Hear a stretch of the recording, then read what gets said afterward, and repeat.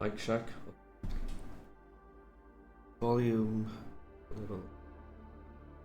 Hey folks, it's about 80 hours since Endfield launched, and I think I have pretty much maxed out the factory part of the game. There's a little bit of disclaimer, I didn't really pay attention to any of the pre-release stuff or betas because I want to go in fresh, and I generally don't see what other people are doing factory games until I finish it myself. So this might or might not be completely unorthodox compared to what other people are suggesting. So when I'm playing Endfield, one of the things I'm realizing with the game is the outpost management slash regional development management is a core part of the progression in the game. At least it's mostly self-contained, but you can buy stuff from the stock credit, stock build shop and stuff like that. So I wanted to max that out ASAP, so that's where a lot of my focus with this game has been in the past 3 days. So yeah, I have been making a lot of stuff, and I posted a little bit of my setups, and people like, how the hell do you do that? And I thought I'd put together a video to explain a little bit of what the fuck is even going on in my stuff. So this is kind of like an example of my main hub. It's making HC Valley batteries, which are selling for a really high price at Outpost. And yeah, so the question comes is, how the hell do you even like plan how much of stuff to make and stuff like that? And I'm hoping that I can impart a little bit of that decision making to other people. Like, factory games are obviously very daunting, but broken down into manageable individual problems, they're very solvable. It's a puzzle game. So before going into anything further, I think I'd like to touch on a little bit of factory game theory, in that factory games have a division between what you make. There is the finite stuff, which you do a little bit of it and it's done. Like, you don't need an insane amount of that. And then there's the infinite stuff. So taking something like Factorio, for example, finite would be what you take out to make more stuff, because it's not constant, it's bursty depending on whether you're making stuff or not, and when you're not making stuff, the entire thing just backs up and sits idle, and that's totally fine. Then infinite stuff is where you need tens of thousands of a certain type of material, and then suddenly the maths is important, the layouts are important, and then the setups that you make want to be planned a little better because you're going to stick around. Like the finite stuff, the moment you get enough, you can tear it down. And another example is Satisfactory. When people are done with their elevator stuff, those setups come back down because that's it. You don't use it for anything else except like turning into the sink and stuff like that. So let me show, this actually very much applies to Endfield as well, because the outpost, which seems to be the main progression for the factory game stuff, wants a lot of material. Like I said, I was making the HC Valley battery. I've got 5.3 just stockpiled from a few hours of stuff, and you can see like this amount of money. It's literally eaten by the amount of stuff that I'm making, so I'm outpacing the game right now. And to do that, I need to treat it like an infinite draw, so which is why my layouts are the way they are. They are massive, they are kind of meant to be put in place and left there. Whereas my finite production, I'll just show a little bit of that, is in comparison very hodgepodge. It's spaghetti, as they say. Because I need just a little bit of it and I'm done. And I've disconnected it now because I'm already done with the amount that I need. You can see like, yes, stuff is going to other stuff, but I'm not really caring about the maths. As long as it gets where it needs to go, I will have enough eventually. And for Endfield, where you're only using gear for a little bit of time and then you outgrow it, especially at least for the start of the game, there's no point like making a super nice setup, because you are probably going to be tearing it down. There's no use for it after a certain point. So yeah, finite versus infinite. That's factory game theory. So how do you plan how much of the infinite stuff to build?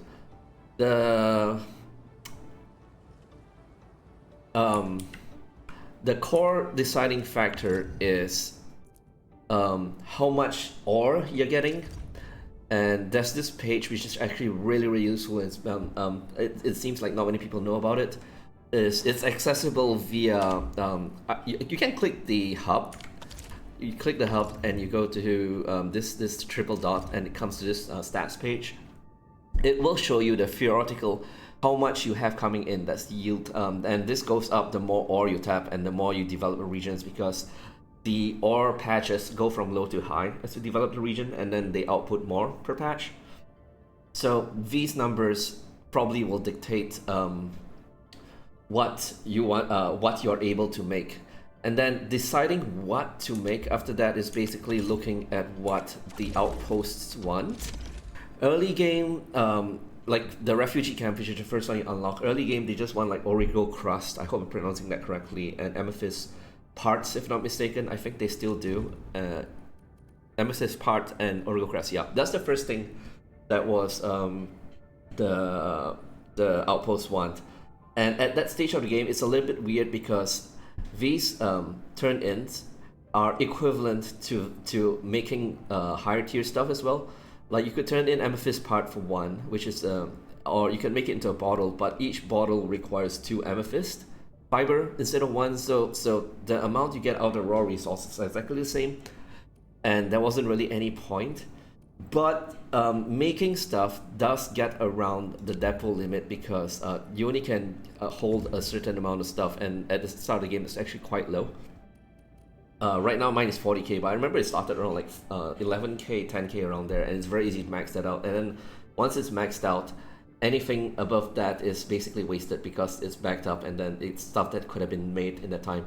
So coming back to what should I decide to make, it's basically I found that Origo crust and amethyst part was good for the early game, and then it went straight to batteries. Like there is LC battery, and then SC battery, and then HT battery. These things turn in for either equal or even more than the raw resource, so yeah, they're very worth to produce. So my secret weapon is a spreadsheet that I make. Most factory game players will make spreadsheets. So one second. How do I get this to display? I should have thought of this better. Like, there we go. So here's a spreadsheet that I made. And the way this works is I've basically hooked everything up to kind of calculate what the raw requirements are out of a certain output. So for example, if I say, okay, they want HT battery. So if I wanted to make 6 per minute, this extra is where you input like what you want to make, and then everything else will calculate. And the reason there are 2 columns is that the spreadsheet sums this too, and then it goes down the line, the numbers go down the line. So I put 6 HT value battery here. It shows me I need 180 originum ore and 120 ferrum ore. And then I'm comparing that to my stats page. Let me go back to the stats page. Yeah, if I look here, there's 560, then 240, and then ferrum I have the most. So what I came up with at my stage of the game at least was to 18 here and 6 here. And then on the right side, it shows me how many of the machines I need. So this is an integer number, very nice, a round number. And I know that all this, if I set it up properly, will be 100% efficient.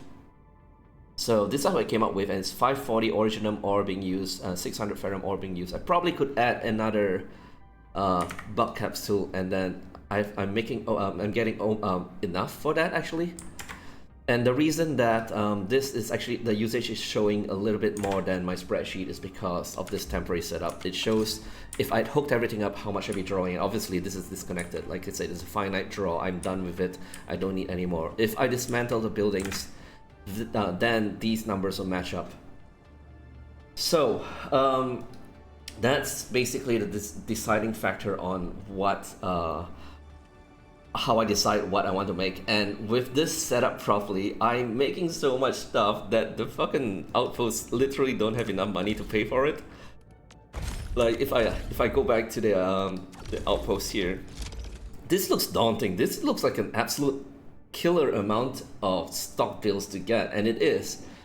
And if I just like trade, it's literally half of this and they're done.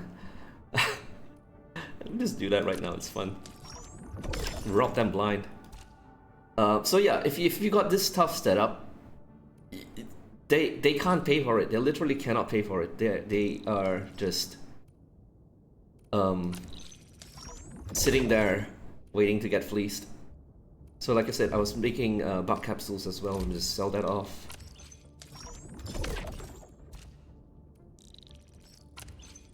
Yeah, probably need to find something else to make for this, but that's not a problem because, like I said, I could make another line of bug capsules with the ferrum ore that I have incoming.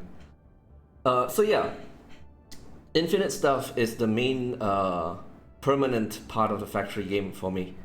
Well, not permanent. Like eventually, I'm assuming they will outgrow this, and then you need to make something else as well. But for now, having that set up, just churning out product. While I do other stuff, and then this levels up, and then the regional development levels up because this levels up, and so on and so forth. It's worth it. Yeah, so yeah, like I said, everyone's situation is different. You want to tap as much ore as you have on the map, and then that will increase the numbers on this page, and then you can decide what you want to make for that. I'm probably going to share a copyable version of the spreadsheet just so that other people can use it as well. Probably different later updates in the game will change things up, but for this version of the game, I feel it's pretty comprehensive already.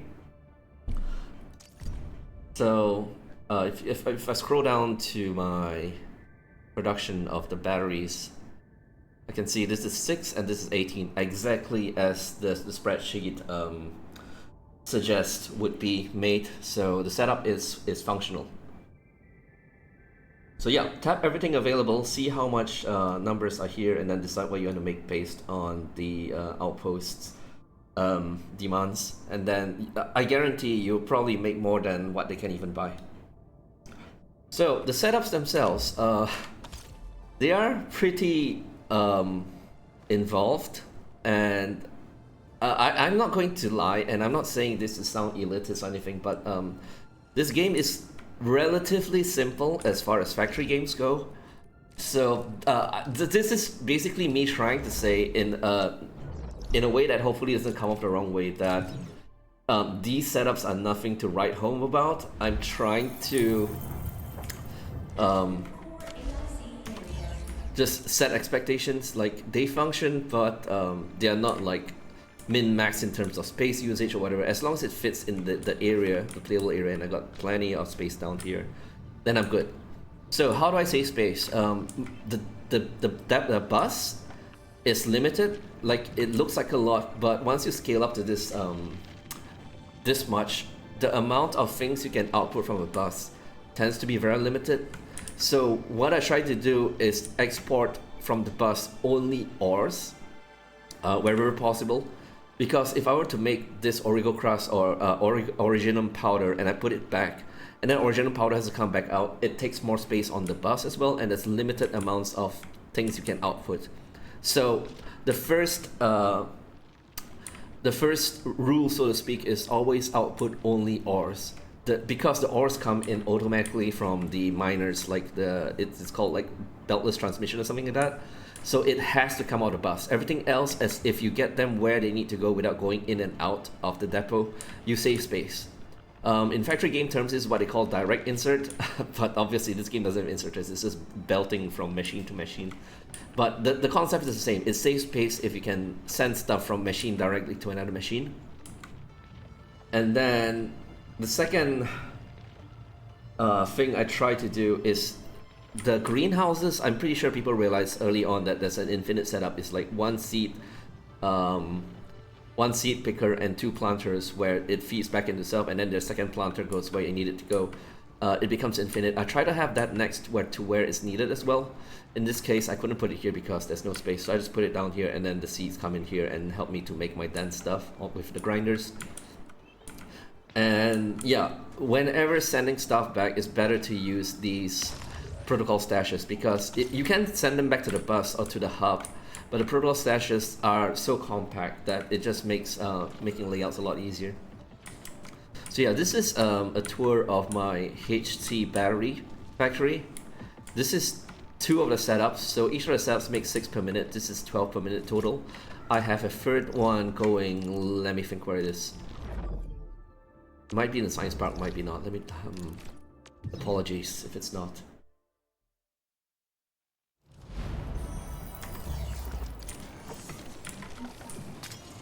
It is not. This is my the bug capsule A setup. This makes 6 per minute, and like similarly, it is just ores out, everything injects directly into another machine, and then in this case I'm outputting to the hub, but I could put a protocol stash here. Okay, let me go to the other. I guess it's at the Valley Pass. It has to be the first outpost.